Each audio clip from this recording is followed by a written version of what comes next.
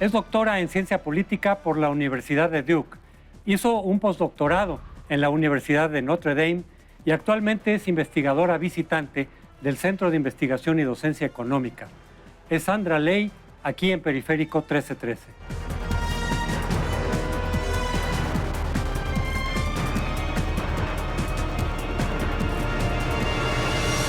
Sandra, pues tú y Guillermo Trejo han publicado un artículo muy interesante en donde establecen qué relación hay entre el combate al narcotráfico durante el gobierno de Felipe Calderón con los partidos que gobernaban las distintas regiones en donde se aplicaba este programa. ¿Nos podrías explicar en términos generales cuál es la tesis central de este artículo? Sí, el artículo, como bien lo dice, examinando el sexenio de Felipe Calderón, tratamos de entender cuáles son las lógicas detrás de la violencia, particularmente después del estallido de la violencia, en la crisis de la violencia. Y lo que argumentamos es que, si bien la historia que había estado contando era una de coordinación, en donde había lugares de oposición, en donde no era fácil tener una comunicación y por lo tanto se volvía más complicada la contención de la violencia. Nosotros lo que proponemos es que no se trata solamente de un problema de coordinación, hay un problema de conflicto partidista, porque tenemos que situarnos en un contexto de polarización partidista. Este conflicto entre partido en el poder y la oposición lleva al uso estratégico de la violencia, para manejar la violencia y no precisamente para poder llevar una estrategia en la que todos puedan ser de alguna manera controlados y ayudados y en colaboración para el control. O sea, lo que ustedes dicen, voy a exagerar mi argumento, es que el gobierno de Calderón del PAN se vengó de sus adversarios políticos del PRD y ahí es donde generó poca cooperación y por lo tanto hubo más violencia en esas entidades gobernadas por los adversarios de la izquierda. Sí, en particular estamos diciendo que en las entidades gobernadas por la izquierda, dado el momento de polarización política en el 2006, tras una elección tan controversial en la que la izquierda mexicana estaba cuestionando profundamente al gobierno y su legitimidad, entonces se generó un conflicto que se llevó hasta el punto de la politización de la política de seguridad. ¿Y tú crees que esas son decisiones conscientes, explícitas, planeadas, o simplemente es una cuestión inconsciente que se va gestando porque a lo mejor un gobierno del PAN veía con más desconfianza a los del PRD y se va gestando una desconfianza que lleva finalmente a que haya menos cooperación, o es una decisión explícita de política pública? Somos muy explícitos en que en un inicio el despliegue que se hizo en el 2006-2007 sí seguía una lógica de tener que atender una crisis de seguridad. Pero cuando empieza a estallar la violencia, cuando hay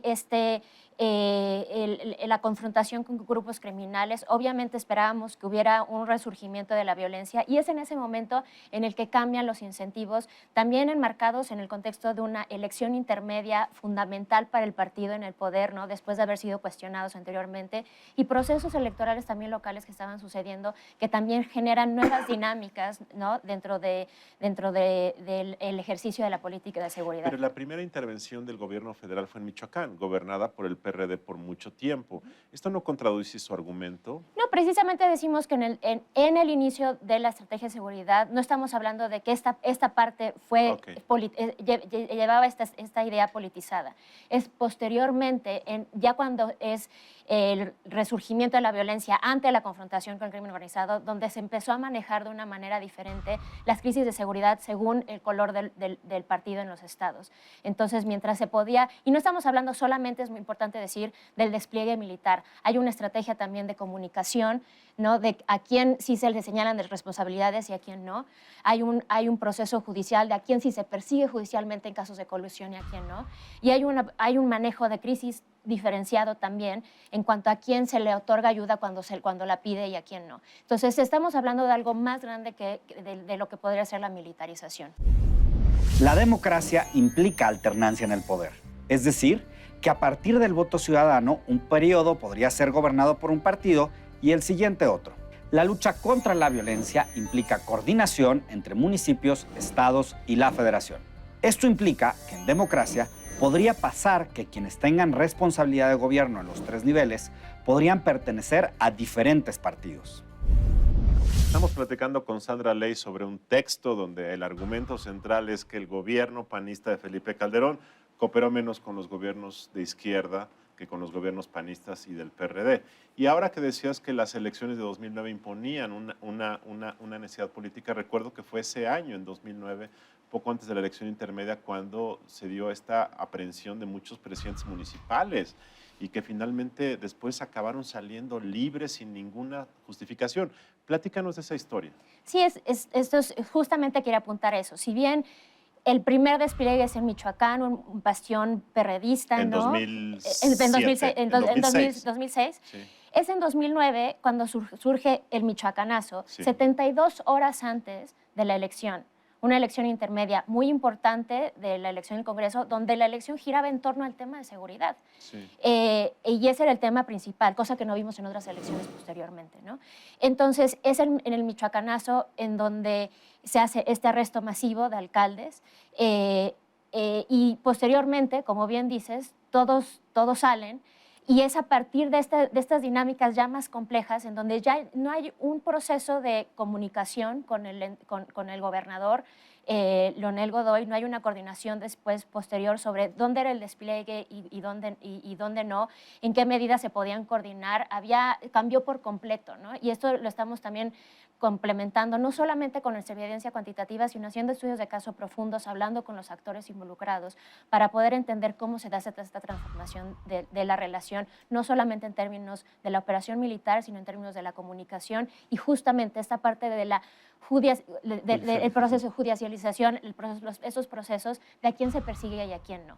No se trata de que solamente hubiera dos panistas, asegurarse que hubiera dos panistas en el grupo del Michoacanazo, sino se trata de que efectivamente quien estuviera involucrado, pues efectivamente tuviera esa colusión, ¿no? Sandra, justamente cuando ocurrió el Michoacanazo se habló mucho, se especuló mucho en las páginas de opinión, en los editoriales, que era un uso político, electoral, que se estaba dando a esta parte de la estrategia, y eso en sí mismo ya era bastante grave.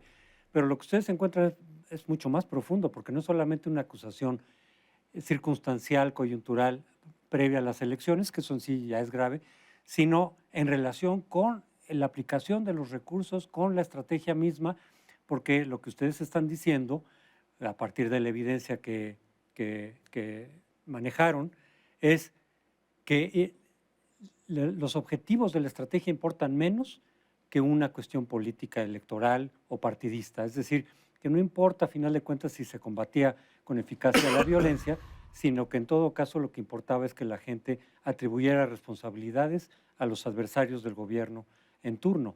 Esto es bastante más grave. Exactamente, es el uso estratégico de una política de seguridad. Entonces, esta idea que tenemos de que el Estado debería proteger, ¿no?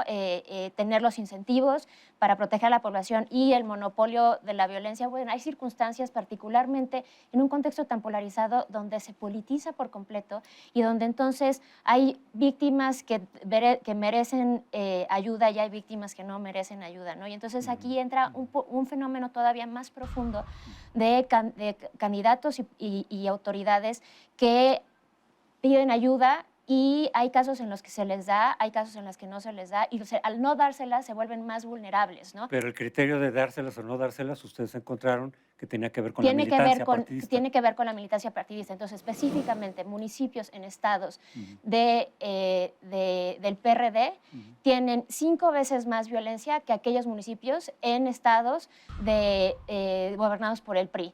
Entonces, mientras que en el PAN incluso sí se pudo, aquellos municipios alineados con el PAN pudieron contener la violencia. De hecho, hay una contención de la violencia, cosa que no pasa no solo en los municipios de oposición, pero específicamente en los municipios panistas, en los municipios perredistas. Académicos señalan que la partidización de la violencia implica que políticos de todos los colores quisieron aprovechar para llevar agua a su molino. Es decir, que políticos y partidos se la pasan, como diríamos comúnmente, echándose la bolita y la responsabilidad sobre violencia y crimen. Estudiosos del tema aseguran que el resultado es una desconfianza y una decepción generalizada. Sandra, las conclusiones de su artículo se refieren básicamente al gobierno de Felipe Calderón. Sin embargo, la estrategia ha continuado en lo fundamental, con cambios muy pequeños durante este gobierno. ¿Ustedes creen que podría prevalecer esta idea de la partidización de la estrategia contra el crimen organizado?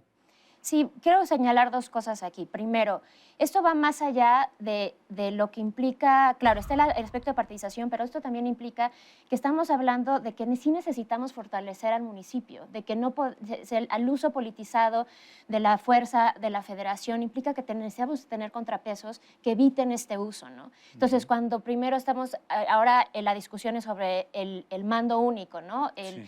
Y eso es arriesgado cuando estamos hablando de un contexto politizado en donde se utiliza, ¿no?, de forma partidista la fuerza, el poder judicial, las policías. Hasta el mando único, lo que estás diciendo es que podría utilizarse para perjudicar municipios opositores. Sí, o sea, eso es como la vulnerabilidad en la que está mientras no fortalezcamos al municipio. Y esto es algo que necesitamos hacer. No se trata solamente de que el mando único pueda solucionar, sino poder fortalecer al municipio, y es un trabajo que queda pendiente todavía ahorita. Pero tú ves que esta administración mantiene este enfoque de... En ese sentido, seguimos trabajando en recolectar información que nos permita hacer un estudio para continuarlo, pero algo que nos ha llamado la atención en los últimos días es precisamente el caso de Tamaulipas reciente, en donde el secretario del Consejo de Seguridad sale a decir lo que tras una detención hablan del candidato del PAN,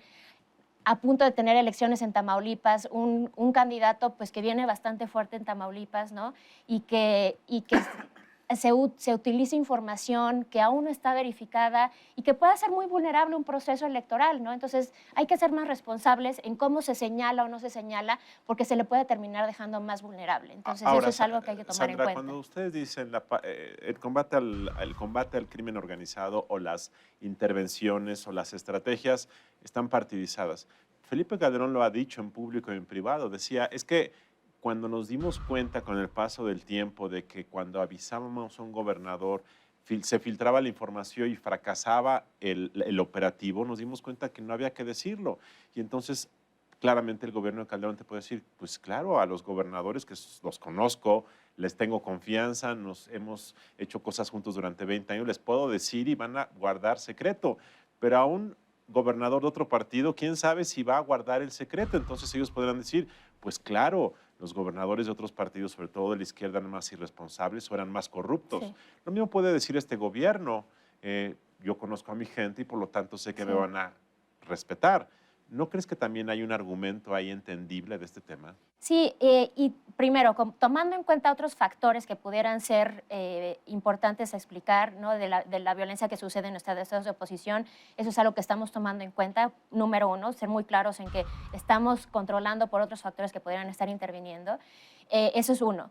Pero lo segundo es que si eso es cierto, entonces la pregunta es ¿por qué ante la petición explícita de candidatos y autoridades de la oposición a la federación de necesito ayuda, estoy siendo amenazado, como fue el caso de Ignacio López del municipio de Santana Maya en Michoacán, por qué ante esa petición no se atiende? ¿Y por qué sí se atiende a presidentes municipales que piden esa ayuda, que son del mismo partido, pero no aquellos que son de la izquierda, ¿no? Entonces esa es la pregunta que entonces quedaría pendiente a responder. Sandra, muchas gracias por habernos acompañado en esta nueva edición de Periférico 313. Hasta la próxima semana.